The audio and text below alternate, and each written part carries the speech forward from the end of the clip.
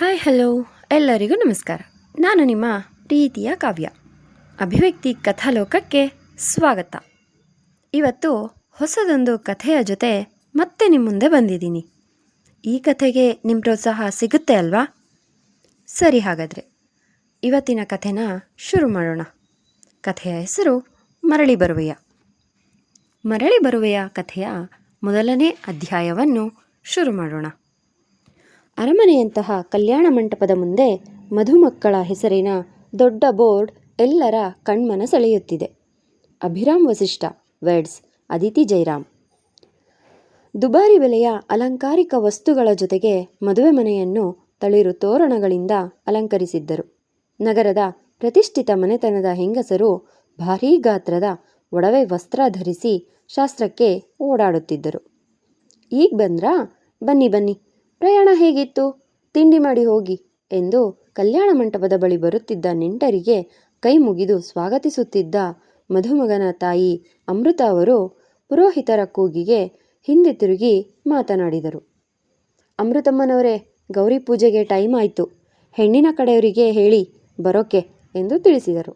ಆ ಪುರೋಹಿತರೆ, ಹೇಳ್ತೀನಿ ಅಂತ ನಗುಮುಖದಲ್ಲಿ ಹೇಳಿದಾಕೆ ಹೆಣ್ಣಿನ ಕೋಣೆಯ ಬಾಗಿಲು ತಟ್ಟಿದರು. ಅರೆ ಅಮೃತ ಅವರೇ, ನೀವಿಲ್ಲಿ? ನಿಮ್ಮ ಸೊಸೆ ರೆಡಿ ಆಗ್ತೇ ಇದ್ದಾಳೆ, ಬನ್ನಿ ಒಳಗೆ ಎಂದು ಕಾವೇರಿಯವರು ಬೀಗಿತಿಯನ್ನು ಸ್ವಾಗತಿಸಿದರು. ಕಾವೇರಿ, ಗೌರಿ ಪೂಜೆಗೆ ಟೈಮ್ ಆಯಿತು, ಬೇಗ ಹೆಣ್ಣನ್ನು ಕರ್ಕೊಂಡು ಬನ್ನಿ ಎಂದು ಹೇಳಿದವರು ಅಪ್ಸರೆಯಂತೆ ಕಾಣಿಸುತ್ತಿದ್ದ ಸೊಸೆಯ ಹತ್ತಿರ ಹೋಗಿ, ಅಯ್ಯೋ ನನ್ನ ಸೊಸೆ ಎಷ್ಟು ಮುದ್ದಾಗಿ ಕಾಣಿಸ್ತಿದ್ದಾಳೆ ಎಂದು ಅವಳ ಕಿವಿಯ ಹತ್ತಿರ ದೃಷ್ಟಿ ಬೊಟ್ಟು ಇಟ್ಟು, ಬೇಗ ಬನ್ನಿ, ತಡ ಮಾಡಬೇಡಿ, ಮುಹೂರ್ತಕ್ಕೆ ಲೇಟ್ ಆದರೆ ನಮ್ಮ ಮಾವನವರ ಬಗ್ಗೆ ಗೊತ್ತಲ್ಲ, ಕೋಪ ಮಾಡ್ಕೊಳ್ತಾರೆ ಎಂದು ಹೇಳಿ ಹೋದರು. ಇಷ್ಟು ಪುಣ್ಯ ಮಾಡಿದೀಯ ಮಗಳೇ ನೀನು. ತಾಯಿ ಅಂತ ಅತ್ತೆ, ವಸಿಷ್ಠ ಮನೆತನದವರು ತುಂಬ ಒಳ್ಳೆಯವರು. ನೀನು ಸುಖವಾಗಿ ಆ ಮನೆಯಲ್ಲಿ ಇರ್ತೀಯ. ನಿಮ್ಮಪ್ಪ ಮಾಡಿದ ಒಳ್ಳೆ ಕೆಲಸ ಅಂದರೆ ಇದೇ ನೋಡು ಎಂದು ಕಾವೇರಿ ಮಗಳ ತಲೆ ಸವರಿ ಹೇಳಿದರು. ತಾಯಿಯ ಮಾತಿಗೆ ನಾಚಿದ ಅದಿತಿ ಮೇಲೆದ್ದಳು.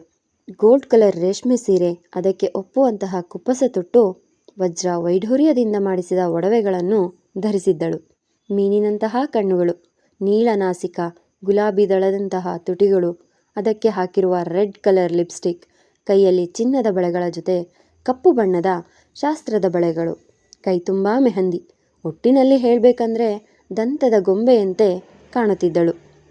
ಅದಿತಿ, ರೆಡಿ ಆದೇನಮ್ಮ ಎಂದು ಗತ್ತಿನಲ್ಲಿ ಕೋಣೆಯೊಳಗೆ ಬಂದ ಜೈರಾಮ್ ಅವರು ತಮ್ಮ ರಾಜಕುಮಾರಿಯಂಥ ಮದುಮಗಳ ಅಲಂಕಾರವನ್ನು ಕಂಡು ಕಣ್ಣು ತುಂಬಿಕೊಂಡರು.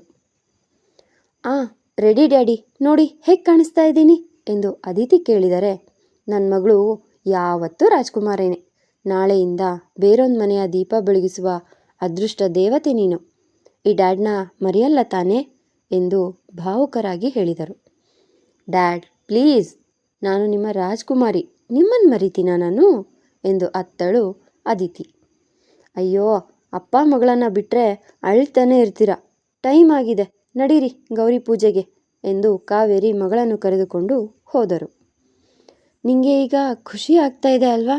ಯಾಕೆ ನನ್ನ ಜೀವನಕ್ಕೆ ಬಂದೆ ನೀನು? ಹೇಗೋ ಇದ್ದೆ ನಾನು, ಬಟ್ ನೀನು ನನ್ನ ಲೈಫ್ಗೆ ಬಂದು ನನ್ನ ಲೈಫ್ನೇ ಹಾಳು ಮಾಡಿದೆ. ಎಲ್ಲಿದೆಯಾ ನೀನು? ಬೇಡ, ನೀನು ಎಲ್ಲಿದೆಯಾ ಅನ್ನೋದು ತಿಳಿಯೋದು ಬೇಡ. ಸಾಕು ನಿನ್ನ ಸಹವಾಸ, ಇವತ್ತೇ ಕೊನೆ, ಇನ್ಯಾವತ್ತೂ ನಿನ್ನ ಬಗ್ಗೆ ಯೋಚನೆ ಮಾಡಲ್ಲ. 3 ವರ್ಷದ ಹಿಂದೆಯೇ ನಿನ್ನನ್ನು ಮರೆತುಬಿಟ್ಟೆ, ನಿನ್ನನ್ನು ಮತ್ತೆ ನೋಡೇ ಇಲ್ಲ. ನಿನ್ನ ಫೋಟೋ ಕೂಡ ಬೇಡ ನನಗೆ. ನಾನು ಪ್ರೀತಿಸಿದ ಮೊದಲನೇ ಹುಡುಗಿ ನೀನು. ನಿರಾಕರಣೆ ಅನ್ನೋದ ಪದನೇ ಕೇಳಿಲ್ಲ ನನ್ನ ಲೈಫ್ನಲ್ಲಿ. ಬಟ್ ನೀನು 3 ವರ್ಷದ ಹಿಂದೆಯೇ ಪರಿಚಯಿಸಿದೆ. ನನ್ನ ಲೈಫ್ನಲ್ಲಿ ದ್ವೇಷ ಮಾಡೋ ಏಕೈಕ ವ್ಯಕ್ತಿ ಅಂದರೆ ಅದು ನೀನೇ. ಐ ಲವ್ ಯು ಅನ್ನೋ ಜಾಗಕ್ಕೆ ಐ ಹೇಟ್ ಯು ಅಂತ ಬರೆಸ್ಕೊಂಡೆ. ಇನ್ಯಾವತ್ತೂ ನನ್ನ ಕಣ್ಮುಂದೆ ಕಾಣಿಸ್ಕೊಳ್ಬೇಡ, ಸಾಯಿಸ್ಬಿಡ್ತೀನಿ ಎಂದು ಕೋಪದಲ್ಲಿ ಹೇಳಿದವನ ಕಣ್ಣಲ್ಲಿ ಅವಳ ಮೇಲಿನ ಪ್ರೀತಿಯೇ ಎದ್ದು ಕಾಣುತ್ತಿತ್ತು. ಅವಳ ಅಂದದ ಫೋಟೋನ ಸುಟ್ಟು ಹಾಕಿದ ಆ ಬೂದಿಯನ್ನು ಕಾಲಲ್ಲಿ ಹೊಸಕಿ ಹಾಕಿದವನ ಕಣ್ಣಲ್ಲಿ ಕಣ್ಣೀರೇ ತುಳುಕುತ್ತಿತ್ತು. ವಸಿಷ್ಠ ಮಗನೇ, ಅಭಿ ರೆಡಿ ಆಗಿದ್ಯಾ ಎಂದು ಅನಂತ್ ವಸಿಷ್ಠ ಅವರು ತಮ್ಮನೊಂದಿಗೆ ಮಗನ ಕೋಣೆಯ ಮುಂದೆ ನಿಂತು ಕರೆದಾಗ ಬಾಗಿಲು ತೆರೆದ ಅಭಿರಾಮ್ ವಸಿಷ್ಠ ಬಲವಂತದ ನಗು ನಗುತ್ತಾ ತಂದೆಯನ್ನು ಅಪ್ಪಿದ. ಆಲ್ವೇಸ್ ಲುಕಿಂಗ್ ಹ್ಯಾಂಡ್ಸಮ್ ಮೈ ಬಾಯ್. ಬಾ, ಮುಹೂರ್ತಕ್ಕೆ ಟೈಮ್ ಆಗಿದೆ, ಹೋಗೋಣ ಎಂದು ಮಗನ ಬೆನ್ನು ತಟ್ಟಿ ಹೇಳಿದರು.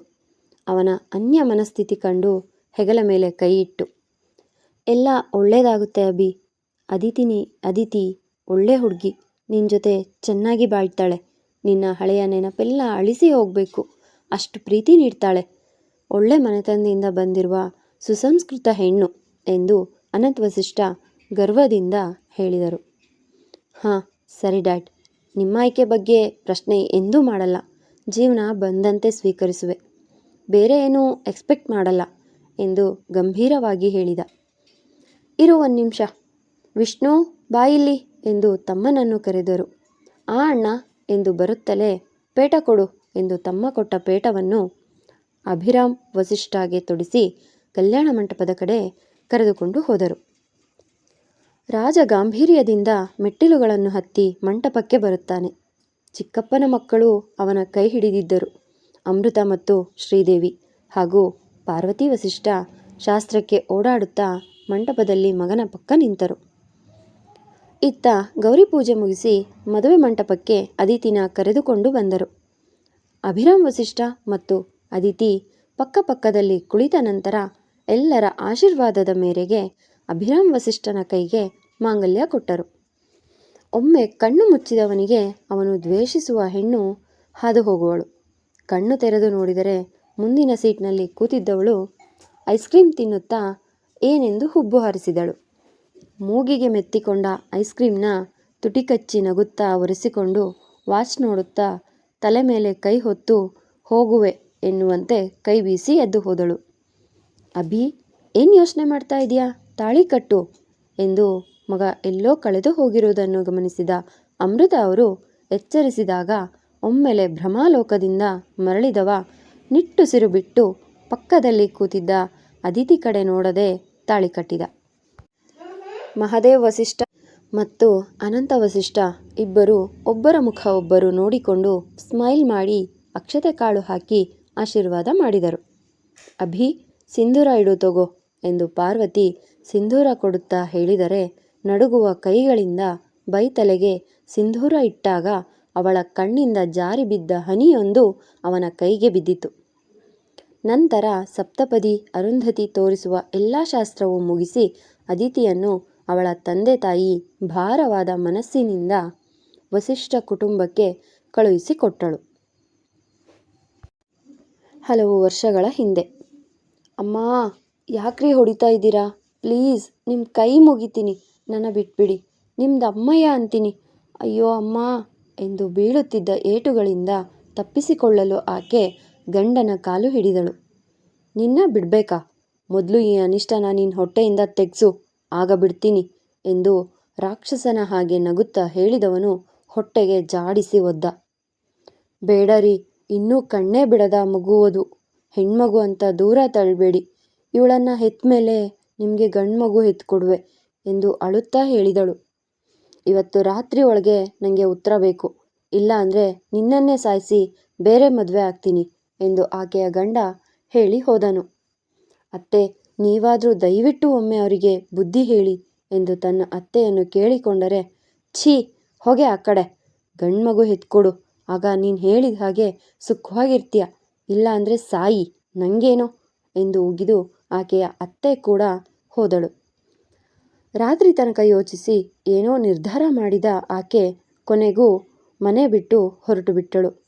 ಏನಮ್ಮ, ಯಾರು ನೀನು? ಇಲ್ಯಾಕೆ ಮಲಗಿದೀಯಾ?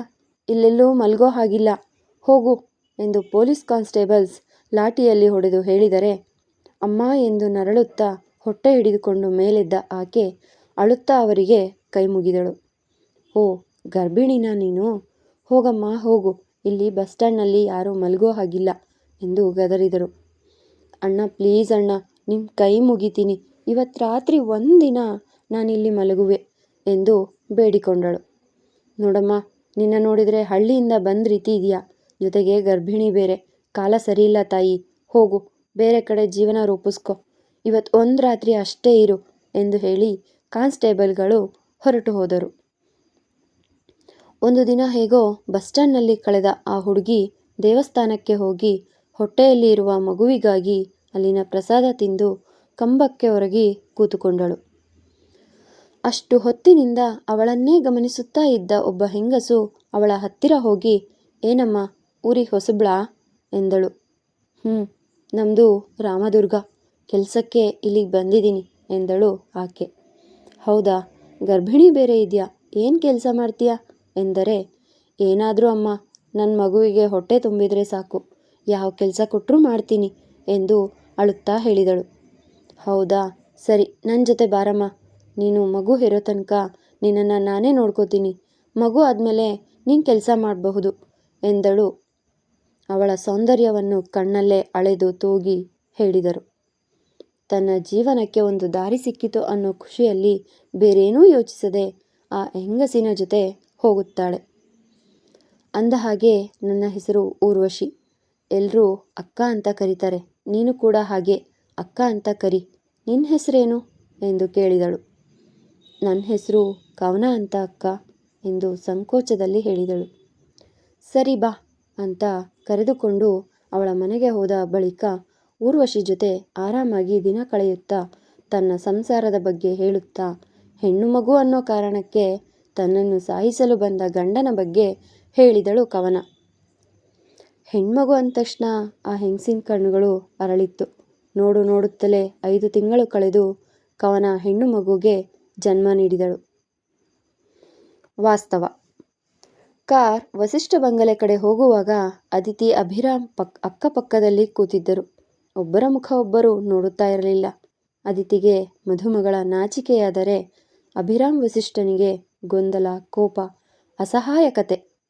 ಅಯ್ಯೋ, ಇವ್ರು ಯಾಕೆ ಸೈಲೆಂಟ್ ಆಗಿದ್ದಾರೆ, ಇವರಿಗೆ ಮದುವೆ ಇಷ್ಟ ಇಲ್ವಾ, ಛೇ, ನನ್ನ ಯೋಚನೆಗೆ ನಾನೇ ನಗಬೇಕು, ಅವ್ರ ಮದುವೆಗೆ ಮೊದಲು ಒಪ್ಪಿಗೆನ ನನ್ನ ಮುಂದೆನೇ ಕೊಟ್ಟಿದ್ದು ಅಲ್ವಾ ಎಂದು ಅದಿತಿ ತನ್ನೊಳಗೆ ಯೋಚಿಸುತ್ತಿದ್ದರೆ ಅಭಿರಾಮ್ ಮೊಬೈಲ್ ನೋಡುತ್ತಾ ಕುಳಿತಿದ್ದ. ಕಾರ್ ವಸಿಷ್ಠ ಬಂಗಲೆ ಮುಂದೆ ಬಂದು ನಿಲ್ಲುತ್ತದೆ. ಅಭಿರಾಮ್ ವಸಿಷ್ಠ ಕಾರ್ ಇಳಿದು ತನ್ನ ಪಾಡಿಗೆ ತಾನು ಹೋದರೆ, ಇದೇನಿದು, ಇವ್ರು ಹೀಗೆ ಹೊರಟು ಹೋದ್ರು ಎಂದು ಗೊಂದಲದಲ್ಲಿ ಅವನು ಹೋದ ಕಡೆ ನೋಡುತ್ತಾ ಅದಿತಿ ನಿಂತಿದ್ದರೆ, ಅದಿತಿ, ಬಾ ಪುಟ್ಟ, ಒಳಗೆ ಹೋಗೋಣ ಎಂದು ಶ್ರೀದೇವಿಯವರು ಕಾರ್ ಹತ್ತಿರ ಬಂದು ಅದಿತಿನ ಕರೆದುಕೊಂಡು ಹೋಗಿ ಬಾಗಿಲ ಹತ್ತಿರ ಅಭಿರಾಮ್ ವಸಿಷ್ಠನ ಪಕ್ಕ ನಿಲ್ಲಿಸಿದರು. ಯಾವುದೇ ಕೀಟಲೆ ತಮಾಷೆ ಶಾಸ್ತ್ರಗಳು ಅಲ್ಲಿ ನಡೆಯಲಿಲ್ಲ. ಅದಿತಿ ಬಲಗಾಲು ಇಟ್ಟು ವಸಿಷ್ಠ ಬಂಗಲೆ ಮನೆ ತಲುಪಿದಳು. ಅದಿತಿ ಕೈ ಹಿಡಿದು ದೇವರ ಮನೆ ಒಳಗೆ ಹೋಗಿ, ಪೂಜೆ ಮಾಡು ಅದಿತಿ ಪುಟ್ಟ, ದೀಪ ಹಚ್ಚಿ ನಮ್ಮನೆಯ ಒಳಿತಿಗೆ ಬೇಡಿಕೊ ಎಂದು ಸೊಸೆಗೆ ಹೇಳಿದರು. ಇಬ್ಬರು ಒಟ್ಟಿಗೆ ತಲೆ ಆಡಿಸಿ ಹೋಗುತ್ತಾರೆ. ಅದಿತಿ ದೀಪ ಹಚ್ಚಿ ದೇವರಲ್ಲಿ ಕೈ ಮುಗಿದು ನಿಂತಳು. ಶ್ರೀದೇವಿ ಅದಿತಿನ ಗೆಸ್ಟ್ ರೂಮ್ಗೆ ಕರ್ಕೊಂಡು ಹೋಗು, ಅಭಿ ಹೋಗು ರೆಸ್ಟ್ ಮಾಡು ಅಂತ ಪಾರ್ವತಿ ವಸಿಷ್ಠ ಅವರು ಹೇಳಿದಾಗ ಎಲ್ಲರೂ ತಮ್ಮ ತಮ್ಮ ರೂಮಿಗೆ ಹೋದರು. ಅದಿತಿ, ನೀನು ಬೇಜಾರು ಮಾಡ್ಕೋಬೇಡ, ಅಭಿ ಸ್ವಲ್ಪ ಮೂಡಿ, ಅಂದರೆ ಎಲ್ಲರ ಜೊತೆ ಮಾತನಾಡುತ್ತಾ ನಗುತ್ತಾ ಇರಲ್ಲ. ಮೊದಲು ಸ್ವಲ್ಪ ಆದರೂ ನಮ್ಮ ಜೊತೆ ಮಾತಾಡ್ತಾ ಇದ್ದ, ಬಟ್ ಇತ್ತೀಚೆಗೆ ಅದೂ ಇಲ್ಲ.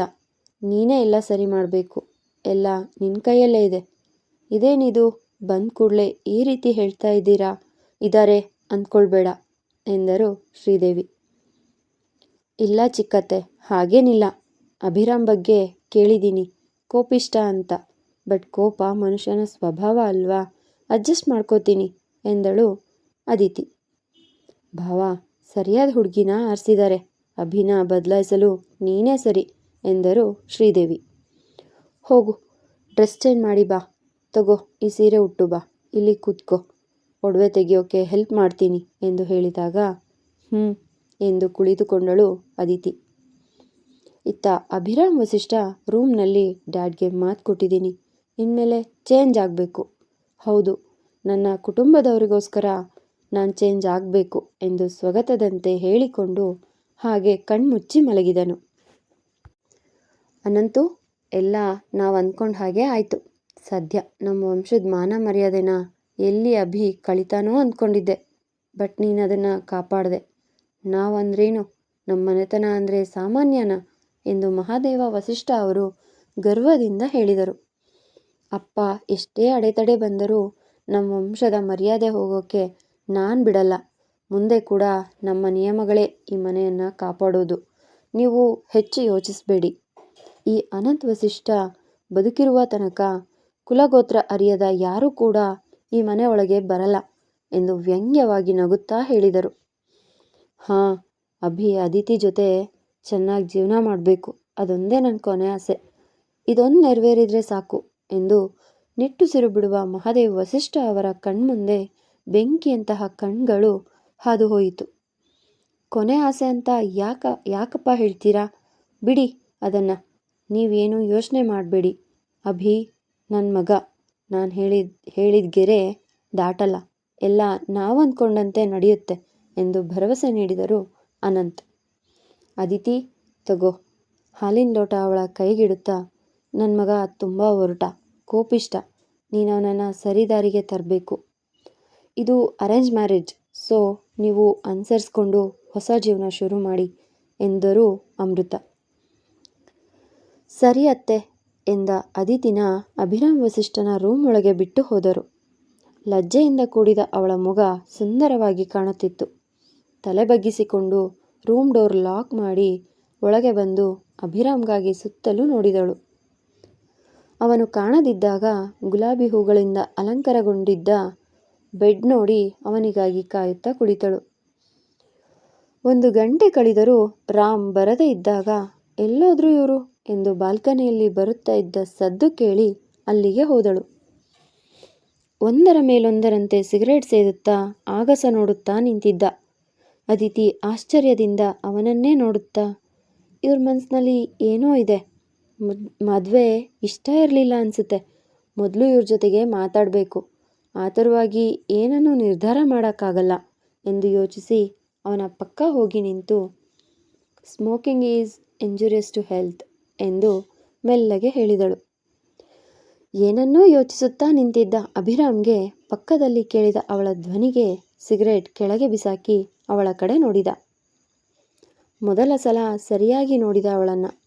ಎಂಗೇಜ್ಮೆಂಟ್, ಮದುವೆ, ಅದು ಇದು ಶಾಸ್ತ್ರಗಳ ಸಮಯದಲ್ಲಿ ಸರಿಯಾಗಿ ನೋಡಿರಲಿಲ್ಲ ಅನ್ನೋದಕ್ಕಿಂತ ಅವನಿಗೆ ಆಸಕ್ತಿ ಇರಲಿಲ್ಲ. ಕೆಂಪು ಬಣ್ಣದ ದೊಡ್ಡ ಬಾರ್ಡರ್ ಇದ್ದ ಸೀರೆಯಲ್ಲಿ ಸುಂದರವಾಗಿ ಕಾಣುತ್ತಾ ಇದ್ದಳು. ಮುಖದಲ್ಲಿ ಮಂದಹಾಸ ಬೀರುತ್ತಾ ಕೈ ಕಟ್ಟಿ ನಿಂತಿದ್ದಳು. ಏನು ಎನ್ನುವಂತೆ ಹುಬ್ಬೇರಿಸಿದ. ಸ್ಮೋಕ್ ಮಾಡಿ, ಬೇಡ ಅನ್ನಲ್ಲ, ಬಟ್ ಜಾಸ್ತಿ ಮಾಡಬೇಡಿ, ಹೆಲ್ತ್ಗೆ ಒಳ್ಳೆಯದಲ್ಲ ಎಂದಳು ಮತ್ತೊಮ್ಮೆ. ವಾಟ್ ಎವರ್, ನನ್ನಿಷ್ಟ ಎಂದು ತಕ್ಷಣ ಉತ್ತರಿಸಿದ.